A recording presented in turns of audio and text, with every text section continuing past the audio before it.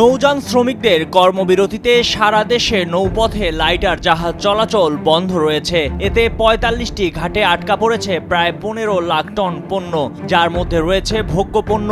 সারা দেশে ৪৫টি ঘাটের ৭৩৮টি লাইটার জাহাজ ও চট্টগ্রাম বন্দরের বহির্নোঙরে খালাস বন্ধ থাকায় ২০টি মাদার ভেসেলে আটকা পড়েছে এসব পণ্য।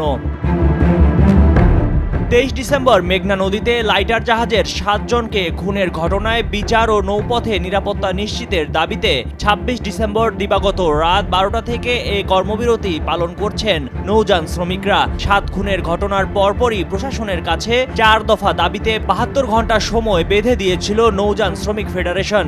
৭ খুনের ঘটনায় প্রকৃত দোষীদের গ্রেফতার করে বিচার, নৌপথের সার্বিক নিরাপত্তা নিশ্চিত করা, নিহত শ্রমিকদের প্রত্যেকের পরিবারকে ২০ লাখ টাকা ক্ষতিপূরণ দেওয়ার দাবি তোলেন নৌযান শ্রমিকরা।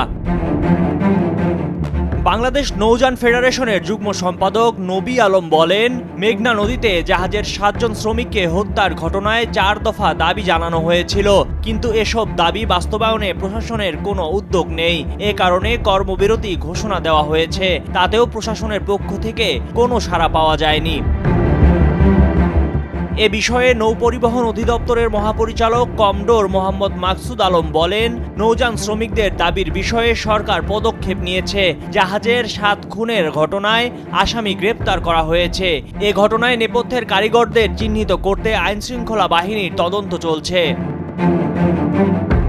মোহাম্মদ মাকসুদ আলম আরও বলেন, নৌপথে কোস্টগার্ড ও নৌপুলিশ নৌযানের নিরাপত্তা নিশ্চিত করতে কাজ করছে। নৌযান শ্রমিকদের সঙ্গে অফিস খোলার দিন অর্থাৎ রবিবার ২৯ ডিসেম্বর আলোচনা করার বিষয়ে বলা হয়েছিল। ময়ূখ ইসলাম, কালের কণ্ঠ।